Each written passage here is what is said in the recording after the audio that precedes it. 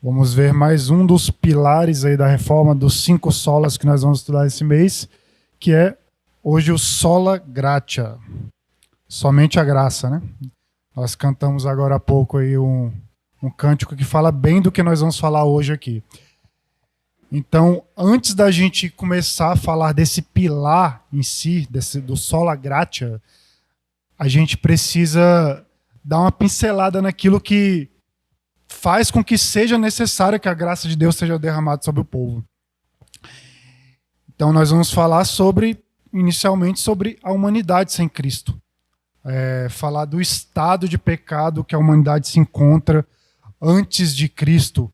O que o pecado causa na vida dessas pessoas, o que o pecado é capaz de fazer com o homem.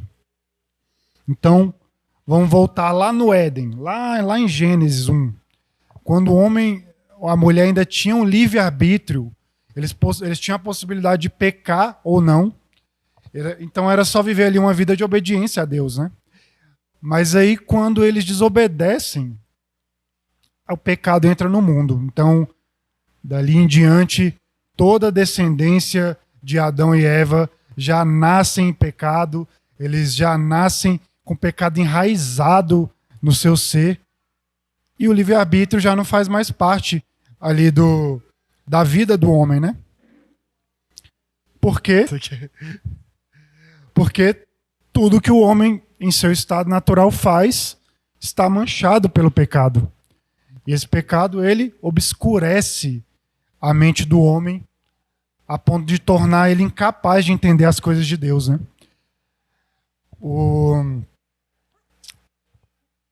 O homem ele vive num estado de completa ignorância. Ele ignora as coisas de Deus, as coisas divinas, porque eles seguem apenas o curso do coração deles. E o curso que o coração deles quer seguir é o pecado. Então, as coisas de Deus não fazem o menor sentido para aqueles que não têm Cristo. São loucura para eles, são um absurdo. Obrigado. Então, o texto que a gente leu agora há pouco no início da aula, de Efésios 2, fala bem disso que a gente está tratando hoje. O homem sem Jesus, ele está morto em seus delitos e pecados. E como um morto, ele é incapaz de ter uma ação que seja suficiente para buscar a Deus. Ele é incapaz de ter uma vontade própria. Ele anda conforme a carne, porque eles são escravos do pecado.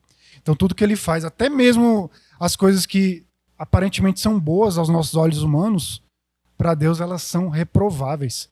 Tudo que o homem faz sem Cristo é reprovável, mesmo as boas ações. E isso não acontece porque Deus de alguma forma está aqui impedindo que o homem não acesse a ele. Não, de maneira nenhuma, não é isso. É o pecado, é o próprio pecado dentro do coração do homem que não permite que ele faça isso. Então Deus apenas deixa que rebeldes, que se rebelaram contra ele, que são pecadores, continuem seguindo o curso dos seus corações. Ele apenas deixa que continuem seguindo do jeito que eles querem seguir, que é na rebeldia. Mas ele não impede que eles o busquem. Calvino até falou assim, ó, a Escritura frequentemente testifica que o homem é escravo do pecado. Com isso, ela quer dizer que o espírito do homem está de tal forma alienado da justiça de Deus que nada concebe, ambiciona e empreende que não seja mal, perverso, iníquo e impuro, pois o coração totalmente tomado pelo veneno do pecado nada manifesta além dos seus frutos. Todavia, não se deve deduzir daí que o homem peca constrangido por uma premente necessidade, porque ele peca com o consentimento de uma vontade bastante pronta e inclinada para isso. Então, não é como se o homem tivesse lutando para buscar a Deus e ele não está conseguindo. Não é isso. Deus não está impedindo ele. Ele é incapaz de buscar a Deus porque o pecado envenena o coração dele de tal forma que ele detesta as coisas divinas. Então ele não quer agradar a Deus, ele não quer obedecer a Deus. Então como que a gente alguém pode pensar ainda que existe livre-arbítrio? As escrituras elas deixam claro que o estado do homem deixa claro sobre esse estado do homem de pecado e a incapacidade que ele tem de fazer o bem por conta própria. Aí pode surgir a pergunta. Passa para mim. Aí pode surgir a pergunta. Se não somos capazes de... Alguém sabe para mim em Romanos 3, 19 e 20? A pergunta, se não somos capazes de nada, para que servem então tantas leis, tantos preceitos, tantas ameaças, tantas promessas? A gente vai ver o que Paulo fala lá em Romanos 3, 19 e 20.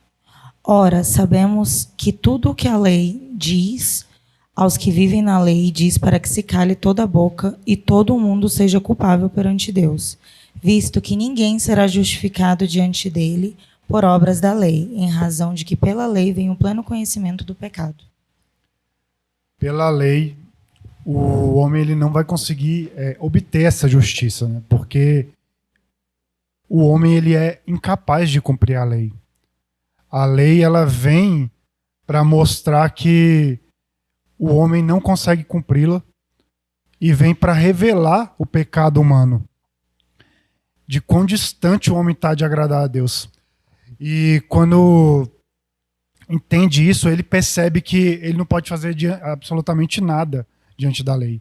Então a lei ela vem como uma luz ali dentro da escuridão para revelar a doença, revelar o pecado. Ela mostra o nosso pecado. Nós estamos no escuro e a lei ela vem para mostrar quão pecadores nós somos.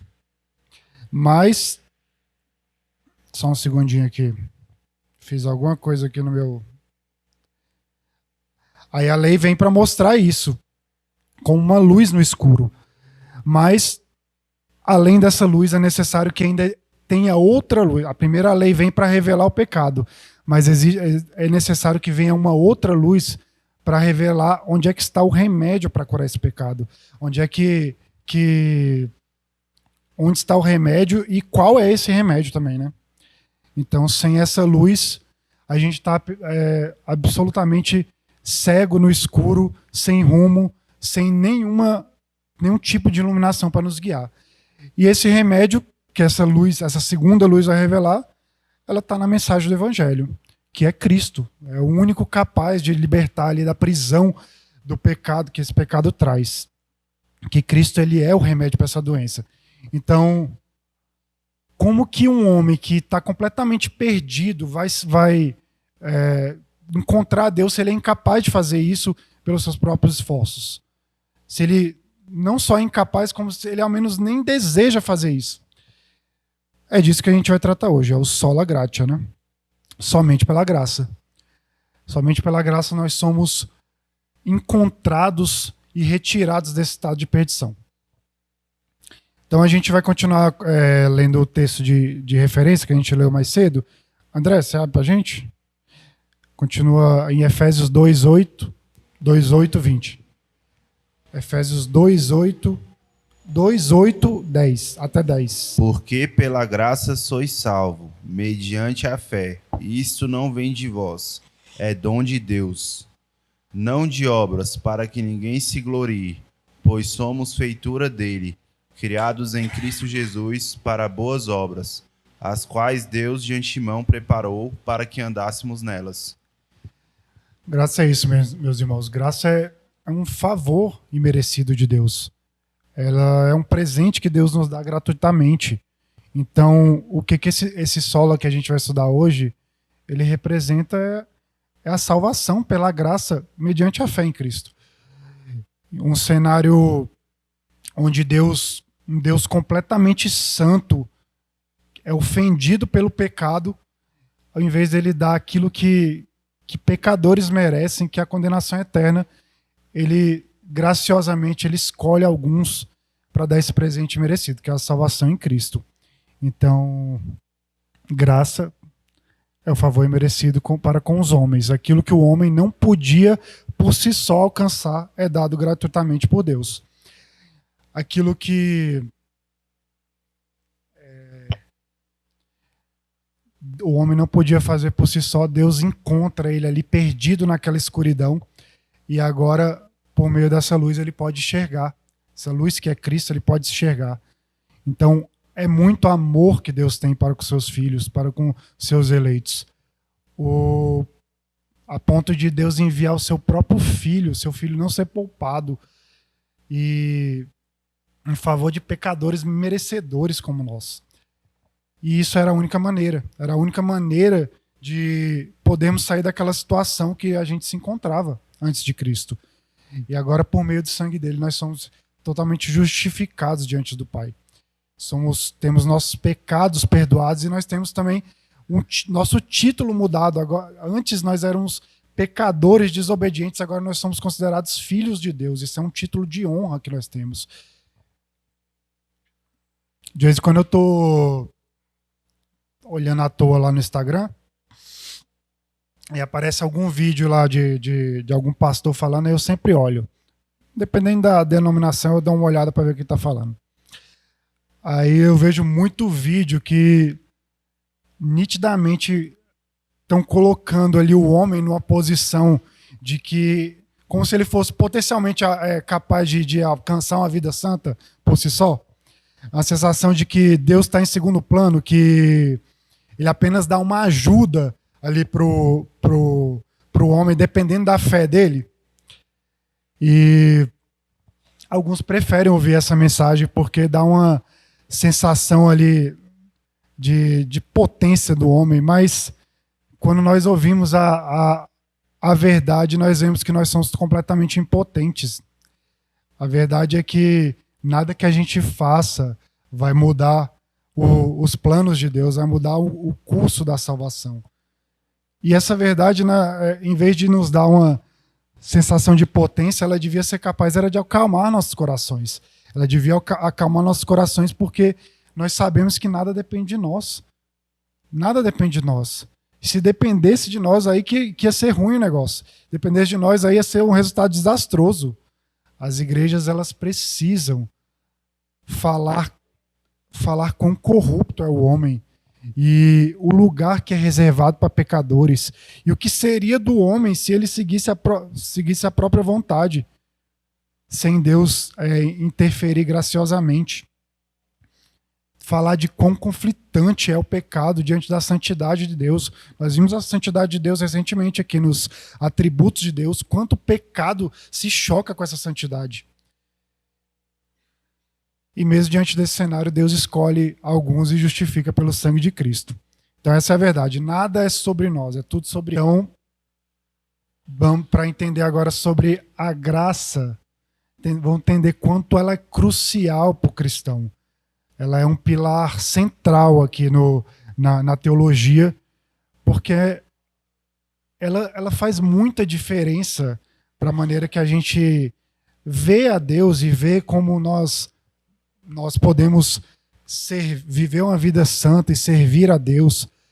E foi um ponto que fez muita diferença ali no contexto da reforma, porque ali nós tínhamos uma prática muito forte de vendas de indulgências. Estava em alta aquilo lá, como se o perdão e a salvação pudessem ser comprados de alguma forma. Nós víamos ali no contexto da reforma a igreja colocando como a participação dos sacramentos como algo determinante para a salvação, e não é assim. Vimos a meritocracia muito forte ali também na igreja, boas obras, a devoção dos fiéis podiam ali aumentar a chance da salvação, e a gente sabe que não é isso. Sacerdotes e bispos tendo autoridade de perdoar pecados, então era algo que precisava realmente dessa reforma que aconteceu ali. Essas características que eram ensinadas, elas divergiam muito com o que as escrituras ensinavam de fato. Mas isso acontecia porque poucos tinham acesso à palavra.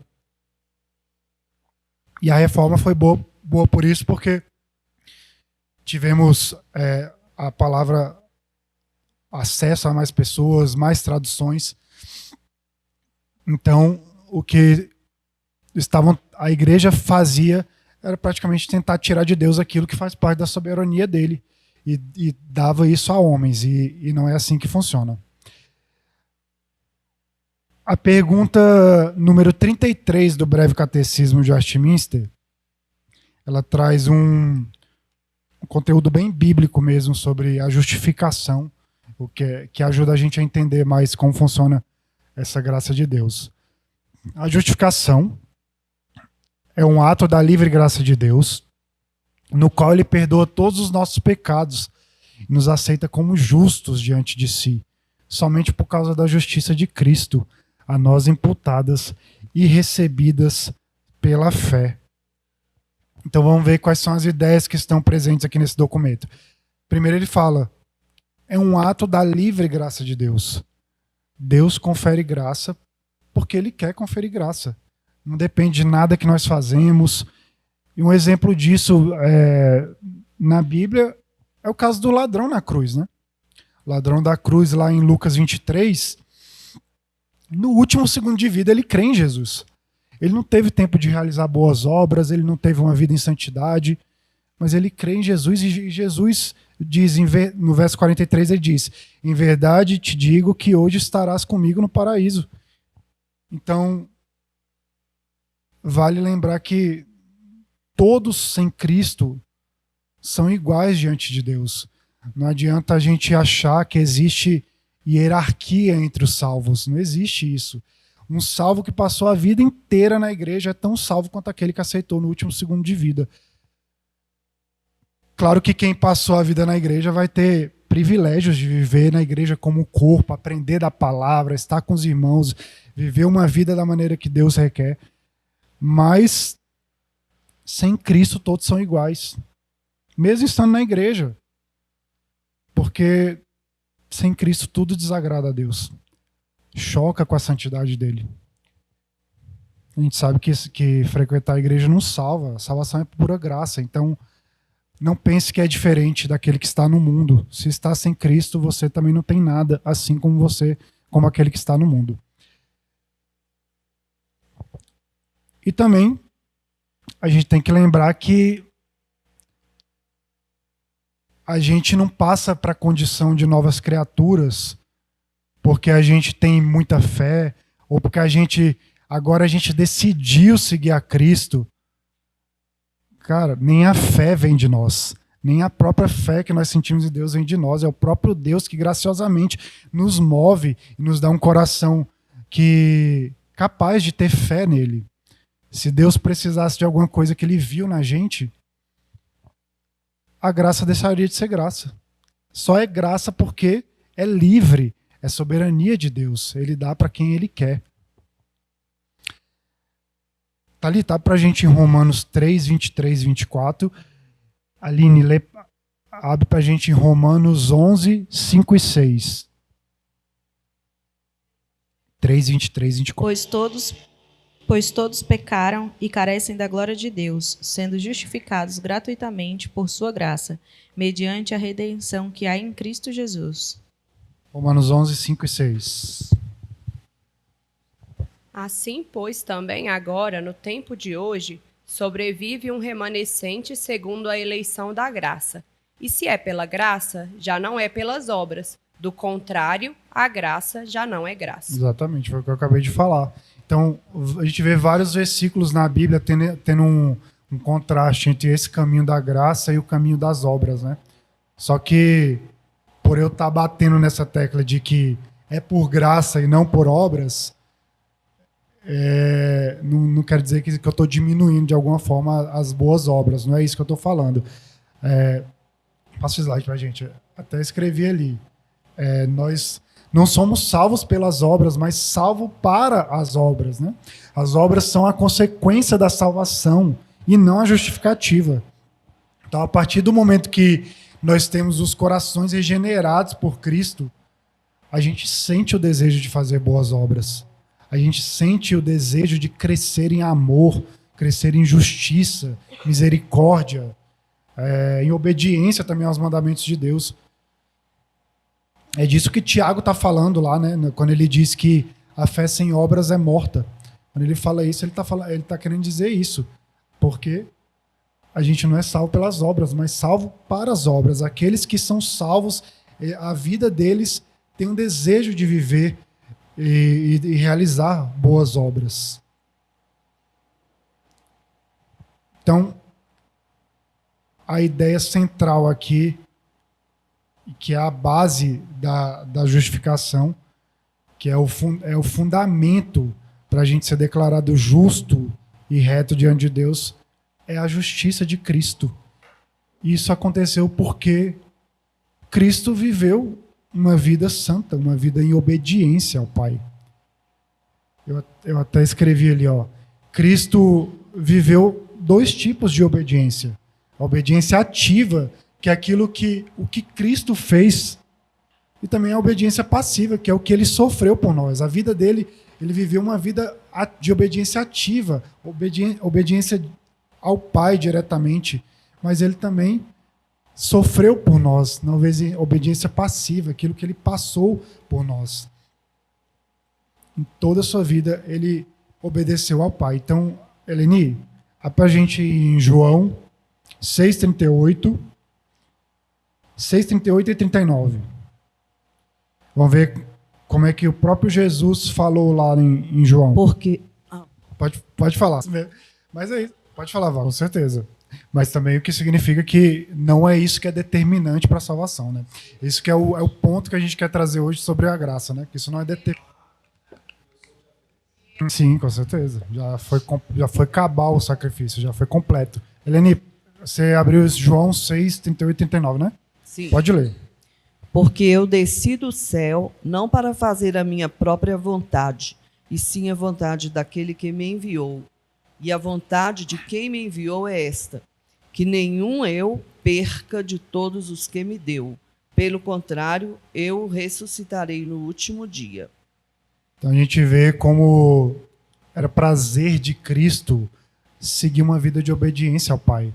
Não tem discordância entre as pessoas da Trindade, eles estão completamente alinhados. Mesmo sabendo o que viria, Cristo seguiu em obediência. Lá em Isaías 53, 7, fala bem assim, ó, ele foi oprimido e humilhado, mas não abriu a boca. Como cordeiro foi levado ao matadouro, e como ovelha muda perante os seus tosqueadores, ele não abriu a boca. Tem maior exemplo de obediência do que esse? A cruz, ela não foi um acidente, ela não foi uma mera permissão divina. Foi determinado por Deus desde antes da fundação do mundo. Ele estava lá, Cristo estava lá. E essa era a única maneira de resolver esse problema, o problema que o pecado traria ao mundo. Cristo sabia do plano, ele sabia o que ele passaria. Já está ali. Então, os méritos que Cristo conquistou para si, por meio de sua obediência, são agora livremente distribuídos e colocados na conta dos piores pecadores, a partir do momento em que eles creem em Jesus. Tem um teólogo que eu não sei nem se pronuncia assim, J. Gresham Machen. Eu até trouxe uma citaçãozinha bem curtinha dele. Ele falou assim, ó, não é isso não. Eu não trouxe não, pode voltar. Não trouxe não. Ele falou assim, eu sou grandemente agradecido pela ativa obediência de Cristo. Não há esperança fora disso. Então, a gente pode dizer que Cristo não apenas morreu por nós, mas ele também viveu por nós. Porque a vida de obediência que Cristo teve era a que a gente devia ter. Era a maneira que a gente devia viver. Cada ato de obediência que foi realizado por Cristo foi em nosso favor. Então, eu acho que eu esqueci de trazer uns slides. Não precisa passar, não. Eu esqueci de botar. Então, de um lado, Cristo morre como substituto do seu povo, representante da igreja, paga o alto preço dos pecados de todos os seus eleitos, e do outro, com a vida de obediência ao Pai, ele alcança méritos e justiça, e esses méritos são colocados sobre nós que cremos. Então agora nós somos considerados retos, justos, como se a gente nunca tivesse cometido pecado. Há uma troca aqui, né? E é uma troca bem favorável aos eleitos. Porque até o Lutero ele orou dizendo bem assim, ó, tu, Senhor Jesus, é a minha justiça, e eu sou o teu pecado. Tomaste em ti mesmo o que não eras, e me deste o que eu não sou. Dona Berenice, abre pra gente 2 Coríntios 5, 21. Aquele que não conheceu o pecado, ele o fez pecado por nós, para que nele fôssemos feitos justiça de Deus. Então, é importante que a gente entenda que nessa troca que Cristo faz aqui com nós, ele carrega o peso dos nossos pecados, mas ele não se torna pecador. Isso é algo que a gente já sabe. Não houve uma mudança na natureza de Cristo na morte da cruz. Ele é morto como um representante de um povo. Os pecados eles são colocados na conta do substituto, que aceitou voluntariamente isso, né? Mas ele não deixa nenhum momento de ser um inocente, um cordeiro limpo e perfeito que está ali fazendo aquele sacrifício em nome dos teus. E eu falo isso porque eu estava vendo que tinha alguns entendimentos errados naquele trecho lá de Mateus 27, 46, que fala, quando Jesus já está na cruz, já quase morrendo, e ele fala, Deus meu, por que me desamparaste? E existiam alguns que acham que é como se o pecado dos eleitos Cristo tivesse herdado esse pecado naquele momento, mas não. Essa frase ela só mostra uma profunda angústia de Jesus que ele sentiu naquele momento por ter sido feito pecado por nós. Ele sendo puro durante toda a sua vida, nunca sendo manchado por nenhuma transgressão. E ali Deus lança sua ira justa sobre ele, sobre aquele substituto. E quando Jesus sente essa ira, ele fala isso como se fosse um sentimento de abandono, porque agora ele vê que o Pai tem sua face, que sempre foi uma face de amor para ele, agora com uma face de ira, porque ele está pagando ali na cruz os nossos pecados, uma face de desprezo pelos pecados que estão sobre Cristo. Valker, lê para a gente 2 Coríntios 5, 19 e 20. A saber, o que Deus estava em Cristo reconciliando consigo o mundo, não imputando aos homens as suas transgressões, e nos confiou a palavra da reconciliação. De sorte que somos embaixadores em nome de Cristo, como se Deus exortasse por nosso intermédio. Em nome de Cristo, pois rogamos que vos reconcilieis com Deus. A ira do Senhor foi completamente satisfeita em Cristo. Por isso que não é certo a gente dizer que Deus está irado com os cristãos. A ira dele já foi completamente derramada sobre nós. A ira foi derramada sobre Cristo e foi removida de nós de uma vez por todas, foi esgotada. Ela foi completamente satisfeita em Cristo. E esse ponto, que foi um que a reforma protestante tentou resgatar, foi muito importante, que ela resgatou, né? Foi muito importante. Eu falo isso porque a gente sabe que mesmo agora na condição de novas criaturas, a gente vai continuar pecando. Mas a gente tende, mesmo inconscientemente, de pensar que a gente tem alguma influência nesse processo. Que o nosso pecado vai diminuir, o nosso pecado muda ou diminui o amor de Deus de alguma maneira. Quantas vezes a gente, pelo menos isso já aconteceu comigo, às vezes que a gente se encontra fraco na fé e a gente fala, nossa, será que eu sou um dos eleitos de Deus mesmo? Você para pensar assim e é como se dependesse de nós. Como se algo que nós fizéssemos mudasse a obra redentora de Cristo. Meus irmãos, isso é graça. É graça. E quando a gente entende dessa graça, a gente entende que se você crê em Cristo, a partir desse momento, o que você vai receber é o amor gracioso dele. Jesus é o Cordeiro perfeito que tira o pecado do mundo. E ele nos justifica por meio desse sacrifício. Não é o tamanho da sua fé, não é as boas obras, nada disso vai mudar nada na sua salvação. Nayara, Romanos 8, 33 e 34. Quem tentará acusação contra os eleitos de Deus? É Deus quem os justifica. Quem os condenará? É Cristo Jesus quem morreu, ou antes quem ressuscitou, o qual está à direita de Deus e também intercede por nós. Então nós temos aqui um sacrifício único que não precisa ser refeito. Ele satisfaz completamente o Pai. A ira eterna foi satisfeita. Deus, ele não se ira mais por aqueles que Cristo morreu. Marina, Romanos 4, 6, 8. E é assim também que Davi declara ser bem-aventurado o homem a quem Deus atribui justiça, independentemente de obras. Bem-aventurados aqueles cujas iniquidades são perdoadas e cujos pecados são cobertos. Bem-aventurado o homem a quem o Senhor jamais imputará pecado.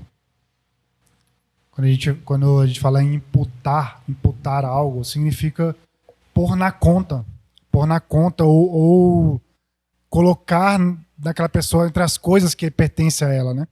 Então, aquilo que é imputado passa a ser legalmente seu. Quando fala imputar a justiça de Cristo, é como se a gente estivesse dizendo que aquela pessoa agora é considerada justa e ela merece todas as recompensas que um justo tem, de uma só vez. Não é algo que é gradual, conforme você vai se santificando. Não, é de uma só vez. Porque Cristo venceu o pecado de uma só vez. De uma vez por todas na cruz. Teve um problema de tradução lá no século IV, um teólogo chamado Jerônimo de Estridão, que ele foi um dos envolvidos ali na tradução da Bíblia e do hebraico para o latim. E ele traduziu a palavra original que significa justificar, ele traduziu por tornar justo. Então, a ideia que aquela tradução estava passando é que a salvação é como se fosse uma cura gradual, em que o fiel vai se tornando justo na medida que ele vai recebendo graça. E por isso, esse foi considerado o pior erro gramatical do mundo, porque faz muita diferença. Não é gradual, é algo instantâneo. Jesus pagou de uma vez só, de forma cabal. E eu estava... E uma ilustração que ajuda a gente a entender isso é... Imagina que você está devendo muito dinheiro no banco. Está devendo muito dinheiro e você não pode pagar. Aí vem uma pessoa e paga por você aquele dinheiro que você deve. A partir daquele momento, a tua situação com o banco está zerada. É instantâneo. Pagou, tá tudo certo. A partir daquele momento você não deve mais nada. Você não vai... daqui a tanto tempo eu vou liberar para você que... Não é isso. Pagou, está certo. Já foi pago. Então éramos injustos, pecadores, transgressores, mortos em nossos delitos e pecados. E nada a gente podia fazer que satisfizesse a Deus. Mas por pura graça, toda a nossa dívida foi totalmente coberta. Pode passar, eu estava lendo com os meninos lá em casa, entendendo, Tom? No breve catecismo de Westminster Ilustrado, e o pastor André ele fez essa ilustração que eu achei muito, muito bacana, muito didática, sobre a pergunta 33. Está falando sobre a justificação. Então é como se a gente chegasse lá, diante de Deus, no dia do juízo, e tá lá, ó, nosso currículo ali, né? Olha, o Simonton Ramos da Cunha Lima, o nome dele. E qual é o débito dele? Quebrou todas as normas da lei, conforme está lá em Tiago 2,10. Tiago 2,10 fala bem assim, ó, pois qualquer que guarda toda a lei, mas tropeça em um só ponto, se torna culpado por todos. Então ali, ó, quebrou todas as normas. A situação dele, condenado, punição, eternidade no inferno. Só que aí vem Jesus, ó, dá o carimbo, pago. A partir daquele carimbo, nada que já está tudo pago, você não precisa fazer mais nada. Essa ilustração é linda, muito boa. Então, mesmo que a nossa condição de pecadores ainda esteja presente, a gente está ali marcado por aquele carimbo de Jesus mostrando que nós somos justificados na obra dele. Diácono Lucas, Romanos 5:1. Justificados, pois, mediante a fé, temos paz com Deus por meio do nosso Senhor Jesus Cristo. Temos paz porque estamos reconciliados com Deus. Claro que o Walker falou é importantíssimo. Nós sabemos que nós temos que tomar a cruz e seguir a Cristo. Mas o que essa paz que a gente está falando, ela vai além de uma ausência de guerra. Não é isso que a gente está falando. Está falando da plenitude, da harmonia, da tranquilidade que Deus nos dá. Essa paz que tira de nós o peso da gente buscar um merecimento que a gente jamais teria. A gente tem que se alegrar nisso. Se alegrar porque todos os pecados foram castigados de uma só vez na cruz, de forma cabal, completa. E por isso a gente tem paz com Deus. Pode falar, Thalita. O que não significa, né? Como nós estamos vendo aqui, que estar em paz significa ficar inerte, né? Recebendo as bênçãos e tudo mais. A gente tem que ter uma resposta a isso que Deus faz por nós, e essa resposta tem que ser em amor, em uma vida em arrependimento diário, em buscar santificação a cada dia, gratidão, quebrantamento. A gente tem que lutar para não cair em pecado, porque nós continuamos sendo pecadores, mas a gente tem que lutar para não cair em pecado, vivendo em santidade. Pode falar, perfeito, é isso mesmo. Então, que nós sejamos santos, sejamos exemplo no nosso trabalho, onde quer que estejamos estudando, sejamos exemplo, porque para que a gente não envergonhe o Evangelho de Cristo, que a gente viva dessa maneira, buscando mais do Senhor, e quando a gente cair, que a gente peça que Deus renove nossa fé, porque sabemos que a gente vai fraquejar às vezes, nós vamos fraquejar, então pedimos que Deus renove a nossa fé e ajude para que a gente se volte a Ele. E para que a gente faça isso da melhor maneira, é tendo uma vida de oração com Deus, tendo uma vida de leitura da palavra. É a maneira que Deus fala com nós, é por meio da palavra. Então que a gente tenha uma vida assim, para que cada vez nós possamos cair menos. Então, acabei bem cedo, né? É isso que a gente tinha para falar. Então que a gente descanse em Cristo, sabendo que toda a obra foi feita por Ele e que esse peso que nós teríamos de achar que é por nossos méritos, ele foi retirado de nós, de achar que nós vivemos uma vida santa, tentamos viver uma vida santa a vida inteira, mas quando nós caímos, a partir daquele momento nós perdemos a salvação. E não é assim, meus irmãos, porque nós jamais vamos conseguir fazer nada por nós mesmos. Então se alguém tiver mais alguma coisa para falar, pode falar, senão eu vou orar para encerrar. Então, eu vou fazer uma oração. Santo Deus, te agradeço, Pai, porque o Senhor nos permite aprender mais a Tua palavra. Te agradeço porque o Senhor levantou homens, Pai, para estar à frente daquele movimento, tentando resgatar o sentido correto da Tua palavra ali na Reforma.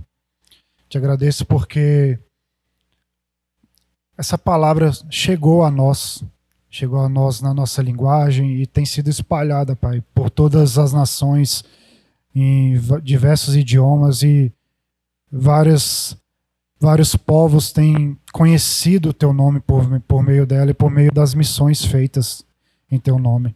Te agradeço, Pai, pela Tua graça maravilhosa, porque o Senhor, mesmo não tendo nada de bom em nós, enviou o Seu Filho perfeito, Pai, sem pecado, para viver uma vida santa neste mundo, como nosso maior exemplo de obediência a ser seguido, e principalmente por Ele ter pagado alto preço, Pai, na cruz, por Ele ter derramado Seu sangue em nosso favor, por Ele nos justificar com essa obra redentora, Pai.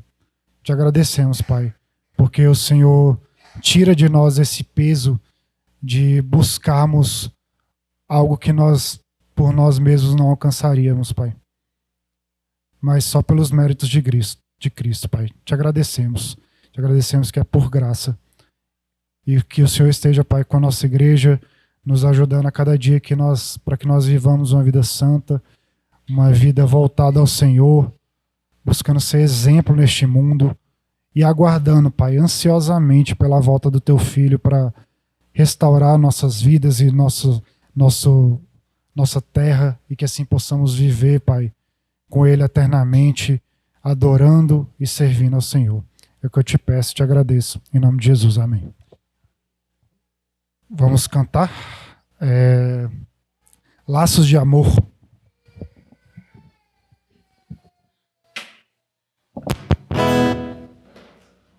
Vamos ficar de pé para a gente cantar?